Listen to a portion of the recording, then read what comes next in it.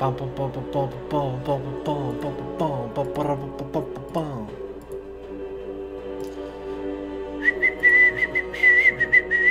up, Gavin? What's going on, buddy? Welcome.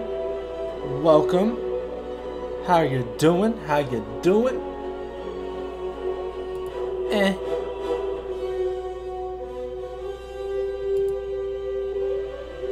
We are 5.5 minutes away, guys. 5.5 minutes away from this multiplayer reveal. It's gotta have something about zombies in it. The fact, it's just got to. It just has to. You can't just talk about, you know, the battle royale. You can't just talk about the multiplayer. You can't. There's no campaign to talk about unless they're adding something additional in that they haven't told us yet. But highly unlikely. So there's got to be something about zombies. There's got to be. Just has to be.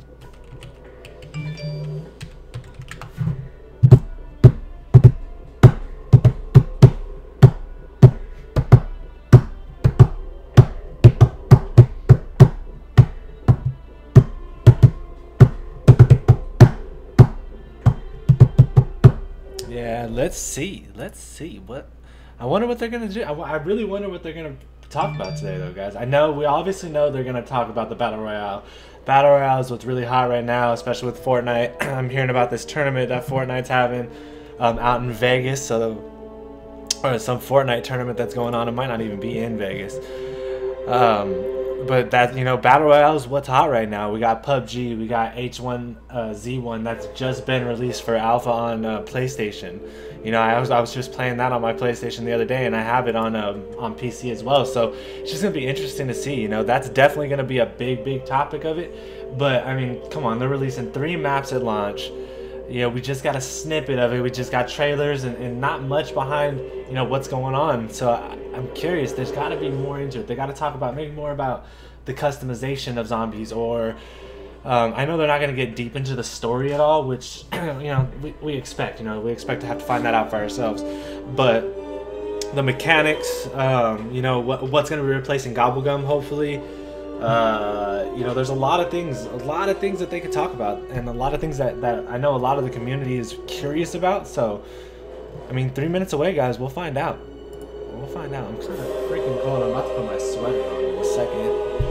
It's 100 degrees outside, and I'm freezing in a 70-degree house. You know, crazy. It's crazy. 3 minutes, guys. 3 minutes. What do you guys want to hear? What do you guys want? What are you guys expecting to hear in this? In this release, you know, what are you guys expecting to see, expecting to, you know, talk about?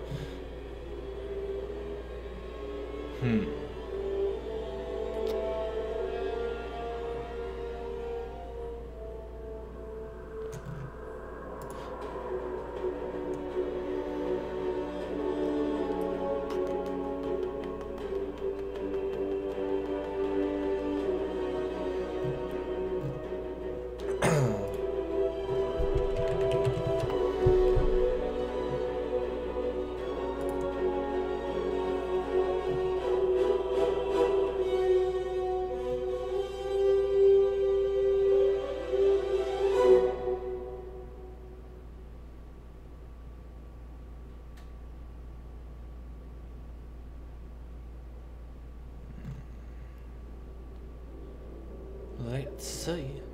Awesomeness. Of course, Gavin. Of course it's going to be awesome. Of course it's going to be completely awesome. I just don't know, guys. I just don't know. You know, the last World War II, I can't say World War II completely let me down because I enjoyed it. The DLC season's got to be shortened up because if they're going to release Black Ops 2 in October, I want to say we'd usually get DLC 4 in, you know, late September, early October. There's just no way it's going to work. You know, Black Ops 4 is going to come out and World War II is going to completely die. Completely die. So you kind of, you know, you want to get your playing it now. You want to make sure that you get through all the DLC now so that way people are still buying it. People are still going to, you know, participate in purchasing that stuff. Because as soon as Black Ops 4 drops, I guarantee you 100%, like, World War II is just going to die. 50 seconds, guys. 1 minute. 1 minute away. 50 seconds. 1 minute away. 1 minute away. But yeah, it's gonna be interesting. It's gonna be interesting. Oh, the other thing that's gonna suck is I possibly am gonna have to leave probably about midstream. So I gotta take off around 10:45-ish. I gotta go meet somebody and go take care of some work stuff. So, but I'm excited, guys. I'm super excited. 30 seconds. Let's go. Whew! Whew, what's it gonna be? What's it gonna be? They gotta give us something, man. They absolutely, like, they have to give us something. They have to. They have to give it. I don't know what it's gonna be, you know, but they have to. They have to give us something.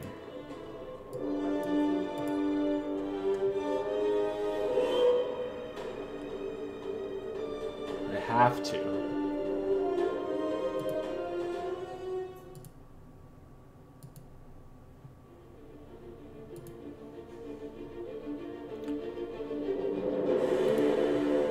Right off the bat, we get hit with the trailer.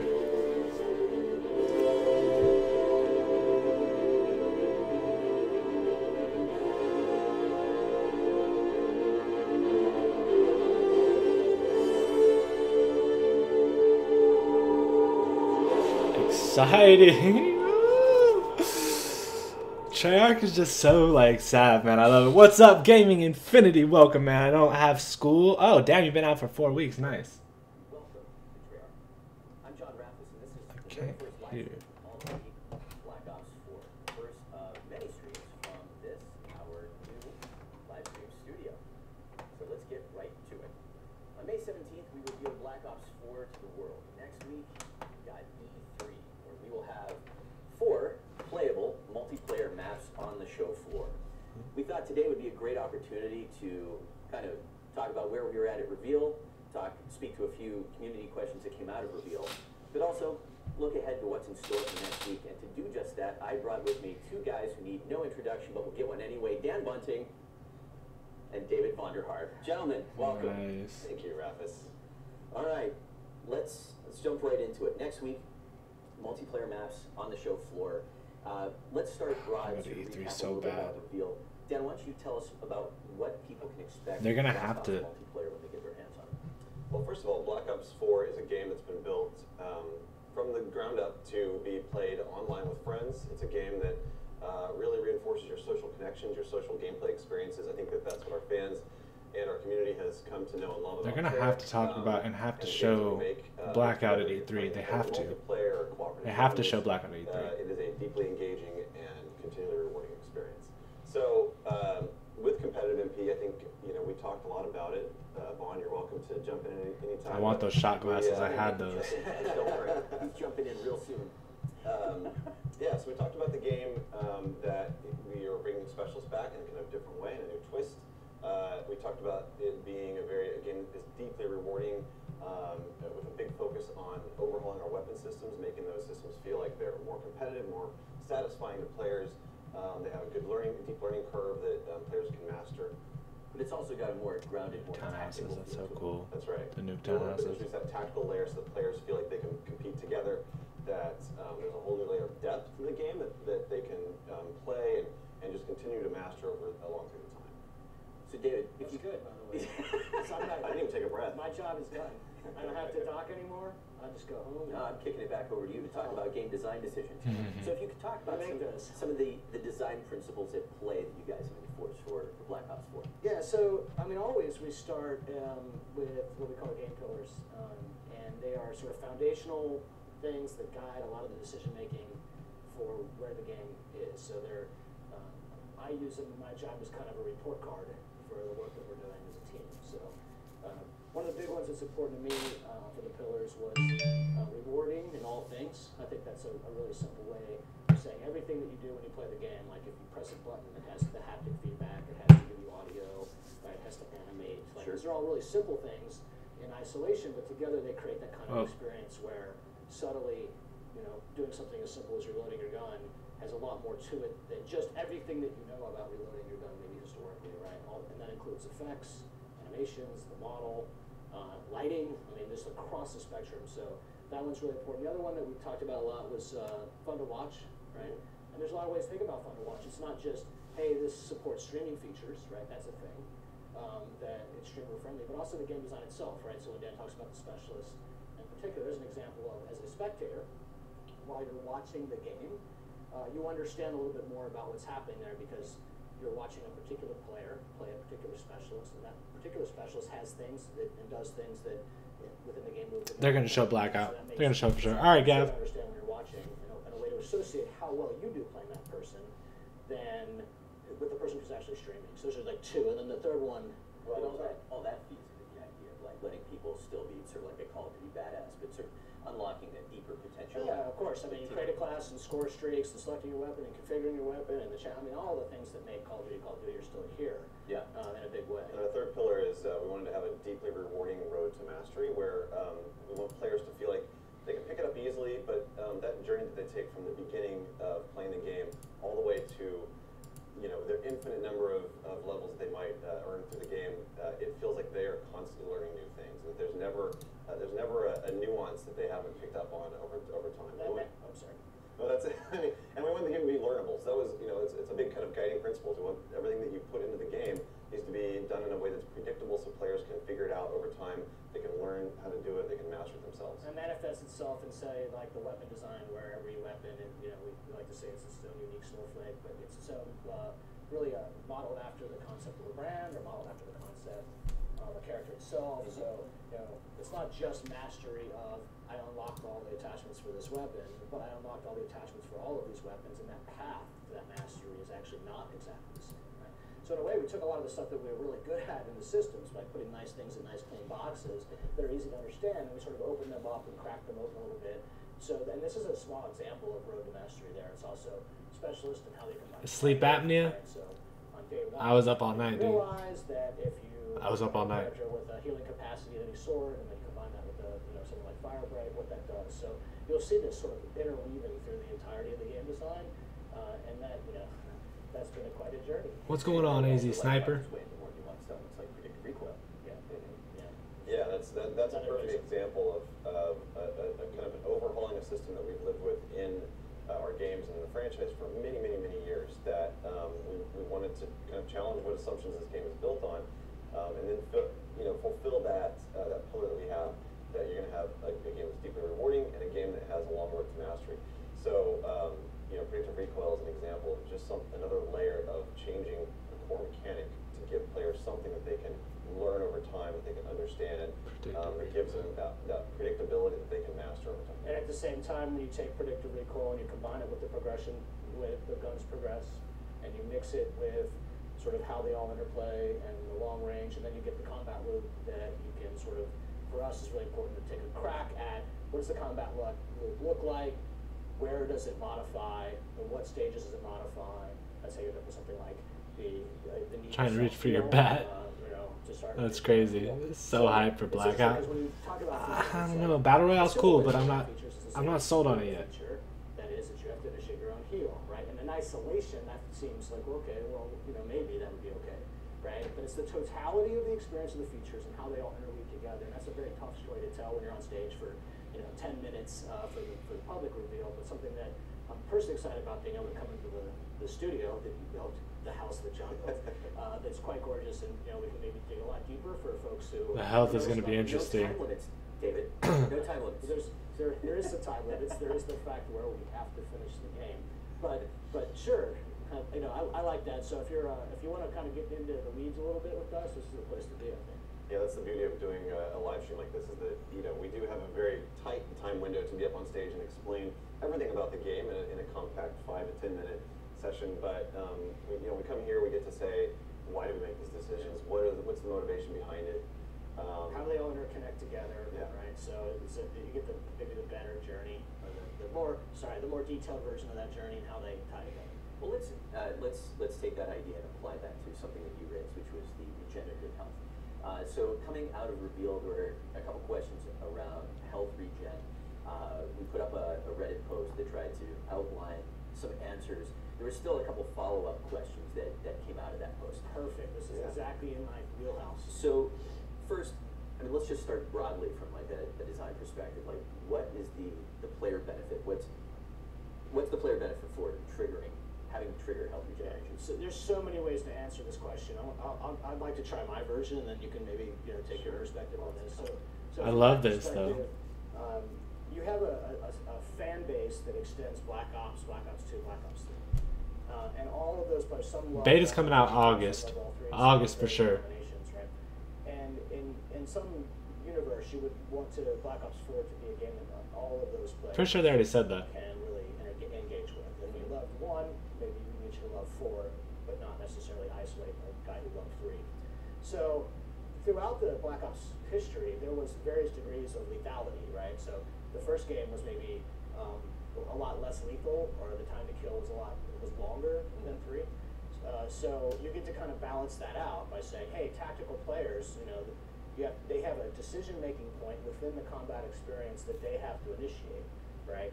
So if the other guy's not thinking about health, the way a tactical player might think about health, that tactical player has a chance to compete against a high-skilled a guy with great guns, So it's really about tactical decision-making within the combat loop, which changes the pace of that loop, so it puts pauses in it. It really puts the player in control of that combat loop, as opposed to the game says, you will now heal, right? And when we say you will heal, you will decide when to heal. So if you're a game designer, being able to kind of take the things out, the game needs to do things, it needs to work, it needs to maintain the rules, but ultimately giving player agency over things is always Yeah, seriously, it's close. A step from Black Ops to 2 to 3. It's gonna keep coming closer and closer. Throughout the history. I like this though. I like this healing, and I like his concept of why Same thing with Creative Class, right? they Same changed with it. features. How do you just let the player have control over what that experience is when you can and when it makes sense? That was a long-winded answer, I think. It was beautiful. It was poetic, too. Thank you. Another thing to add to that is that it introduces a point of tension in the game, in the combat loop. And that point of tension is something that I think just adds depth. And if you go back to our pillars, every decision that we make on the development team is guided by those pillars. So if we say we want this game to be deeply rewarding, so give me a road to mastery where I can learn, I can master a mechanic, and make it feel good and satisfying at every moment of that journey. Then we look at every decision that we make and every I'm kind of system interested feature though. that exists in the game, and something like heal is something that Yeah, kind of that's that. I know that Call of Duty does try to. Call of Duty waits, so pause, rethink, reposition yourself. they let Combat engagement. other people like Fortnite and H1Z1 and PUBGs and all these people like test out these things with the community, and then once they hit, Call of Duty takes it and just does it better than anybody could ever do it. That's the funnest part. And that's what I'm excited for. Those really high. That's what I'm really excited for. Is really the most satisfying part of our game. So we want players. 3 respawns remaining. Well, there was also kind of a follow-up question to all this. So it's like on one hand, there's like, explain to me sort of how this all works, what's the benefit, but there's sort of the follow-up about stim and the use of the stim shot. So how exactly does that factor into the health? So in early development, when we start to bust out numbers, or you play the game at reveal or at E3, everyone should clearly understand that when you're at this stage of development, none of the specific tuning is completely locked in, right? So no one worry. Yeah, we're pre-alpha. Right. So, however, here's what stim does. It does 2 major things. When you heal, there is a time period before you can heal again, right? So if I go out, take damage, heal, go back out, take damage again, now I have to wait. I can't heal immediately. Yeah. So stim will shorten the time that it takes for you to be able to do that. It also speeds up how long it takes. So after you stim, right, then how long it will take to get back to full health, right? So I've heard it all before. How is it going to be not a crutch, gear piece, right? Yeah. So the answer is tuning, the answer is data, the answer is player feedback, right? In this job you hear, that in the abstract it seems like, well, you're going to have stim. Well, you're also going to have to make super tough choices between stim and other 4 things in the gear slot. So I'm not worried, you don't have to be worried. This is what we do with you all, right? Exactly how we handle it. And the gear category is a new introduction of content in the Creative Class this time around, where we wanted to take some of those kind of modifiers that you have to your gameplay experience and take them up a little bit in the power band, so that you get something that increases the granularity of your combat customization, somewhere between perks and score streaks. That's what gear does, and you get to choose 1 out of 5 pieces of content in that category. So stim is 1, and I do want to just kind of echo what David was saying. It's pre-alpha. We do a lot of tuning between now in game launch. We incorporate feedback from every time we put the game in the players' hands. And it doesn't stop there. Beyond launch, we are constantly tuning the game. I mean, you saw that with Black Ops 3. We're still making changes to the game, even recently. So it's, yeah. but all for the good, all for the good of the community and the game. I do like some of the concepts. Gear's gonna be cool. I think that's kind of interesting. I wonder what else they're gonna have besides Stim. The experience that people had at the reveal event. So we were watching. So now it's faster, right? We were collecting data. It's funny because there was a lot of, it was a hot topic in the community. People were talking about Stim Shot. They were talking about armor a lot. Those are the two kind of big ones. The data that we were collecting on the back end from all of the performance metrics showed that armor wasn't even that effective at helping people stay alive longer or get more kills or anything like that. So armor was actually one of the weaker pieces of content in that category. Yeah, that's what I'm saying. Shot was very powerful, and so was the motion sensor. Motion sensor was also very powerful. So both of those have been tuned. We do need to nerf the motion sensor. you guys totally got in front of my next question, which is like, I mean, at reveal, starting Nerfing already. Yo, what's going on, Bo? Not much. They talked about just multiplayer mechanics, mostly health. They've talked about how they're gonna have different categories such as gear, stim shots, armor. Seems like a motion sensor would be the 3 of the gear. I don't know what the 4th one's gonna be. That process has already begun. Wow, jeez. So the way that we measure, the way that we track performance, the analytics that are gathered, and what to do with those analytics was the stuff that we spent a lot of time on trying to. We started on 2 really. And then on 3, we had real tools, and then on 4, the tool development about how to measure that. So, it's hard. But you have to, for me personally, try to take the emotion out of the decision making that you make there, because people have very visceral reactions, right? So, to be at a reveal event, which is a semi-private event for the most part, and be able to gather. But it's all been multiplayer so far, Bo. Being played at reveal, that is like light years ahead of even where we were on 3 in so many ways. So yeah, they're maybe you get into alpha. They haven't talked about get a little bit of beta, anything. And you don't get the most of it until the game's out when a billion people are playing, right? So it's nice to be able to have that kind of stuff up front. So mad shouts out to the guys inside the building that are helping us do that. All right. Well, we've done a whole tuning pass on all the weapons have been touched, all the pieces of gear content have been touched, score streaks have been tuned. It was a good first run to get this in people's hands, to start kind of testing the data that we're collecting with our own internal playtest data, and kind of judge also that Vaughn mentioned the emotional component, try to take the emotion out of it, but it is a data point as well. You've got your metrics, which you're saying, how is this thing actually performing against the ways that we measure performance, but then you have sentiment, and you have perception, and you have the Haunted Mansion, yeah. That you have to take into consideration. Well, isn't one of them soap or not soap? They have a voice, and it comes through loud and clear. Don't worry, Reddit, I got you. That fucking loud and clear. I got you. Well, that's probably a big Minecraft head is creepy as shit. Is that a zombie head? Next week, to kind of kick off that discussion, Dan, you've got some news that you want to share with us today. Yes. Are we talking about the E3 maps first? So, yeah, one of the things that we are talking about at E3 is we are bringing back 4 fan favorite maps for Black Ops 4. 4 fan favorites, Dan. Really? They are. I actually have them queued up here. The first one we're talking about is Jungle.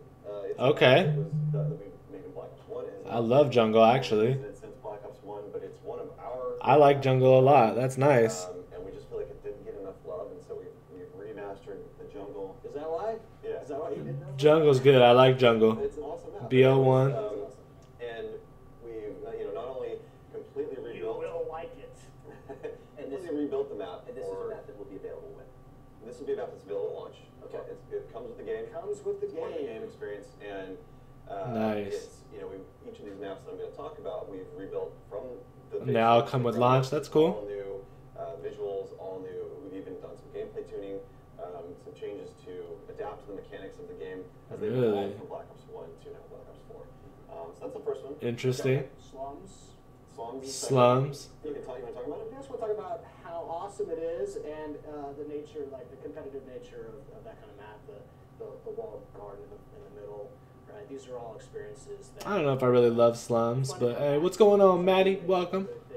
MG. Remind ourselves what we learned then, right? Because when you go from 1 to 3 and things that had happened between those games, how fast 2 was, and then the verticality of 3, and then come back around again, right? On 4 to look at slums as a pure great like design roller test case. It's like, oh, this is why these maps were good. These were why these maps were popular. When you get to 4, they come back to the ground, right? You got to kind of maybe slightly obscurely say it's actually important to remind ourselves that the pace of 4 is more in line with 1, which you're not thrust jumping. Yes. You're not wall running. Thank God. So it's like a really Thank God. No wall run, no thrust jump. Thank God. I loved, right? And that's good because Dude, he's been in the lab, man. He's been in the lab making BO4, dude. He's been in the lab. He hasn't come out to see the sun. That's what happened, Maddie. From Black Ops 2, and they, the community has asked for that one to come back many, many times, and so it's a pleasure for us to bring it back. Next up, we have Summit, which was another BO1. classic from Black Ops 1. I love Summit. I was just playing Summit the other day. It was one of the first maps that we actually built for Black Ops 1. Really? Can we tell you the truth about this? The very first map you make for any game, new game, it's actually the last map you finish. Because it's like you're trying to get your mind around things, and the level of self-criticism about the first map that you make, and then somehow the second, third, fourth, fifth, whatever, those maps are so much easier to get done. And Summit, was a very popular map, and it was a map we liked, but it's also like the one map you were playing forever. Well, perfection takes time. Summit, man. I love Summit. Sucks. This is his last game for COD. Yeah, dude. Is this his last COD game? He's got to go and do something tight after this. Okay. He probably just wants to get out of this genre and go to like an adventure, like. Firing range is Exclamation mark. Firing range is the fourth map. Ooh, firing range. With Black Ops 4. Yes. Another kind of really good sort of. I love firing range. Firing range is actually one of my favorites. It's a very popular map in our history for different reasons, but firing range is like a classic sort of engagement, sort of the first time we got really comfortable with the idea of parallel laning, which is the concept that there's a structure and you can move through the structure in the same direction. You can also move through on the outside of that. What the fans, what the kids say, wall banging, you can wall bang in that map very well. So that's using bullet penetration feature to sort of shoot through a wall to hurt somebody on the other side of that wall. So there's a lot of. Because everything was so thin. I love firing range. This is gonna be good, man. Yeah, I believe he resigned after BO3. I think he came back to help BO4. Said that this was his last. Level designers have joined us over the years, and they're good case studies in so many ways. That's interesting. Talking very from a designer perspective on those kinds of things. Oh, LinkedIn. There's more. There's more? No. No. Well, you did mention Nuketown. No, I didn't. You did mention Nuketown. I did not. We are bringing Nuketown back for our fans, and that's a map that has been it's a map that we've reimagined every game, and we've done. I'm gonna say it's been in every single Black Ops. But with this one, we're kind of going back to the Cold War roots a little bit, and it is, but it's got a different twist. So if you look at the very original Black Ops 1, it was really built into that sort of American ideal of the Cold War era. Really 50s, and we 60s. have recaptured that theme of the heart of Cold War, but we've put a different twist that we think will be a lot of fun. We can't wait to talk more about it. And it is a map that we're bringing to our fans shortly after launch. But everybody is it echoing now, Maddie? That map was designed by Adam Hoggett, level designer for MP, who recently celebrated literally his 10-year anniversary Treyarch. Congratulations, Adam. Also, is it echoing? To talk to you about Nuketown one more time. I'm just gonna fall over. All right, so I ran into him in the parking lot yesterday, and I'm like, "Thanks, bud. Still talking about Nuketown. Got to talk about it tomorrow." So. Look, I'm going to have to ask you to dial it back there a little bit, David. Yeah. I think it's fun for us to joke about, and it's fun for us to do different things to it, some of which Dan's alluding at, and there's more to that still. So it is the perfect map for us to manipulate, to serve our will, right? So that's why I still love Nuketown, and we know that the fans love Nuketown. Very cool. They do. Want to keep the map discussion going. Want to turn our attention to the 4 maps that will be available on the show floor. First, want to give a little shout out to Zombies. As you may recall, Jason and Craig showed up at Reveal to share information about the Zombies offering for Black Ops 4. Biggest Zombies offering ever, with 3 experiences on disc, 9 Voyage of Despair, and a sweet coming-of-age tale Blood of the Dead.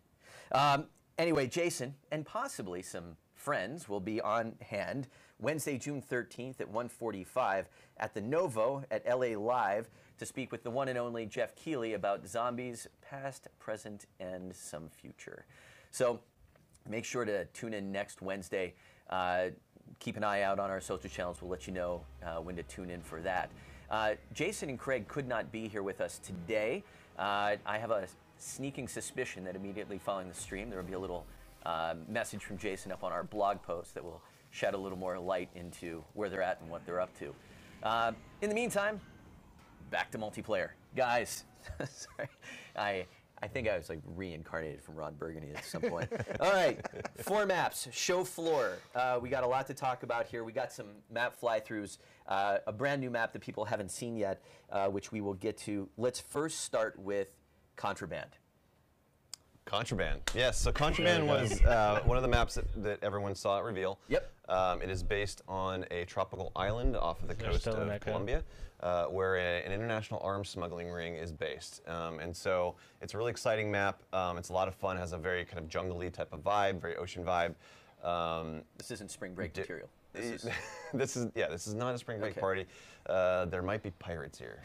Oh God, there are no pirates. No pirates. So just kidding, no pirates. But it is, Contraband was a really fun map to make. We really enjoyed capturing that kind of that old world vibe mixed with this new world kind of contraband under like jungle, under the radar sort of smuggling ring camped out here. So it's got a lot of underwater combat. Has really tight choke points on the bridge. The bridge is a central hot spot, especially in domination, trying to capture the B point.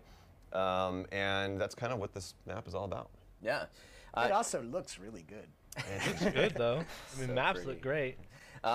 And then next up, I believe this is the new one, Frequency. Sure, we want to do the new one right away. All right, let's talk about Frequency. Get into it. Frequency is it's a very small, chaotic map. Actually, in development, we were calling it frenetic because it's one of those maps that you get a lot of fast-paced action. It's got a really great flow to it, constantly moving players around and colliding them into really great, intense head-on battles. But Frequency is it's based in Hunan province. It is a very large, complex listening station that our specialists have gone into assault, and it sort of has that a little bit of that kind of danger element to it. Where, if you remember, even we talked about Summit. That was one of the first maps that we did, where we added the risk of falling to your death. So you have to be careful in certain areas. This is another one of those maps that you have to be a little bit more careful when you move around the outside lateral paths. But the inside is a super tight choke point hotspot. Yeah, large. You say large, so the complex is large. The map itself. The map is tight. Yeah, this is frenetic. One of our smaller ones. Yeah, it's intensely chaotic in the center. Need to talk to our production team. I hope I'm getting this right, but I believe that this is the map that will feature the new mode Control on. Can you tell us a little bit about Control and how the mode works? Yes, Control. So Control is a new game mode that we've introduced in this game. We've designed it with the goal from the beginning of really bringing out the best of the tactical gameplay that we have in this game, and kind of enhancing the roles that the specialists play in combat, where you can really, your team is going to work together whether they mean to or not. And that was one of our goals in this game, is that we wanted to introduce more teamwork without forcing it on players, let players kind of just play the game, enjoy it. We've talked about, we had this kind of philosophy of what's in it for me. Like, I want to help my team, but I want to make sure that I'm doing awesome myself. So every single mechanic that we've designed is really designed to cater to our Call of Duty style of player, while also introducing teamwork, whether active or passive. And this mode is really built to bring that out.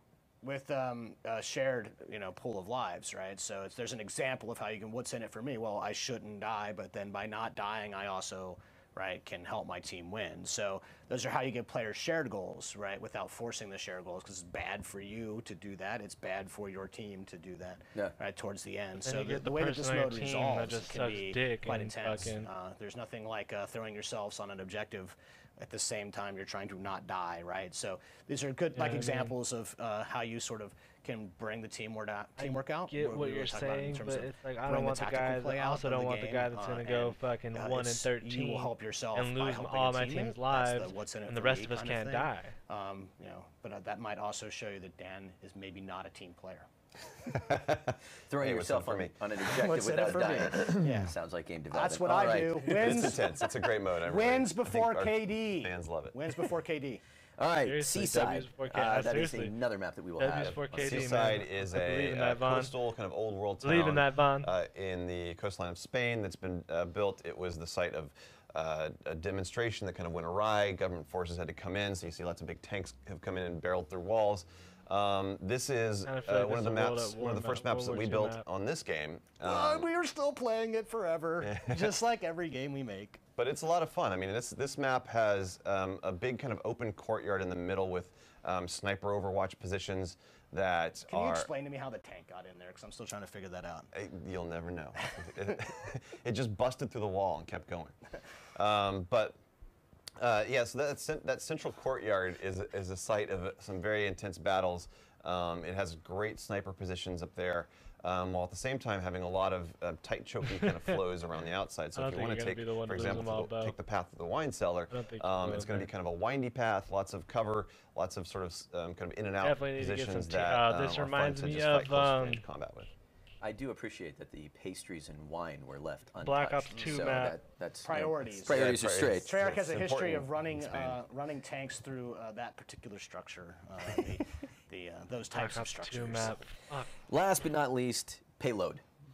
Payload. Payload is an ICBM facility, map right a now, missile defense station that's built deep into the mountains of Iceland. Nice.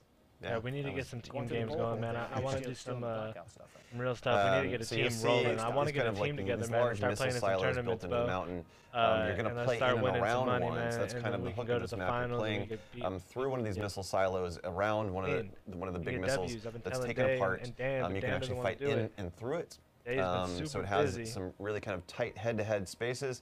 The way that the lanes connect up in this map are very different from how we traditionally do, and that leads to some new kind of strategic opportunities for how you might attack the center. That center spot, again, is a very intense hot spot, but we also have some really tight paths that we've put, for example, some hardpoint objectives on that are really hard to hold down. And so, we want to do these kind of twists on the game modes to give players new experiences in how they capture and hold an objective, and this is no different. It's fun to see the maps again. Usually in early development, I'll play these maps, but then I'm on to the next set of maps while they get arted up like this, right? So it's like, whoa, that's awesome to see some of the work that the hardworking men and women of Treyarch Art Department has done to make this thing look the way that it looked, right? Good job. All right. You've been busy with those guys, huh? Yeah, they've put in a lot of hard work, and they've turned out great. All right, we've got a couple announcements to close things out. Before we get Is it there, time to go? any closing thoughts from you guys? Any last Dude, things you're to not share? gonna show Blackout. You have Anything? to. Well, we can't wait to bring the game to E3. It's going to be on the show floor. Multiplayer is playable for our fans in a couple of places. Yep. So hopefully that can shorten some lines, and we'll have more on that very shortly. Absolutely, but if you're looking for what's playable at the Activision booth, you'll see us. It's in the South Hall, number 1001. You'll get to play these 4 maps: Contraband, Frequency, Seaside, Payload. And it's also worth noting that we will have a number of PC stations set up and ready to go with multiplayer at your disposal. It's probably also worth mentioning that immediately after E3, there will be a couple of us at the DreamHack event in Sweden.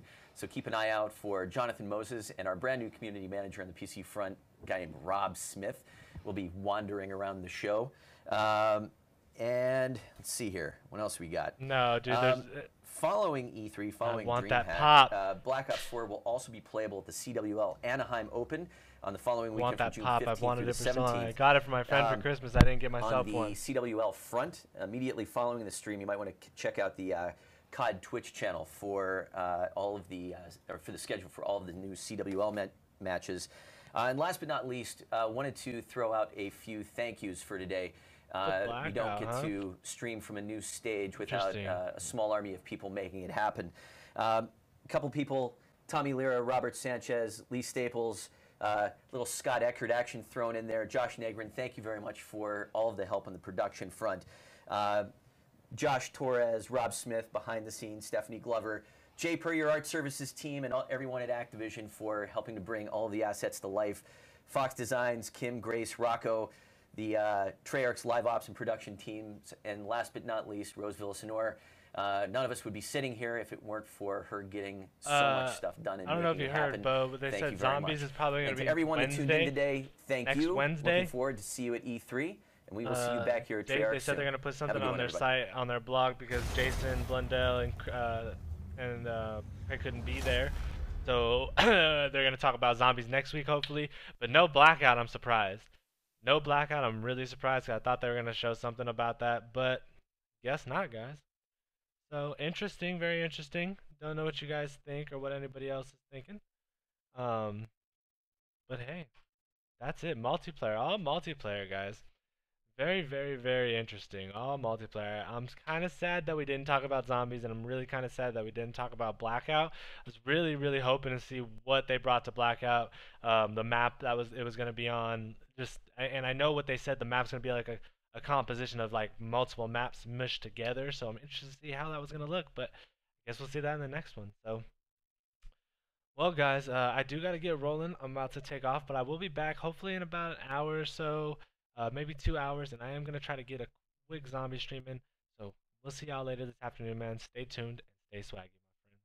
Peace out, Bo. Hopefully see you later, man.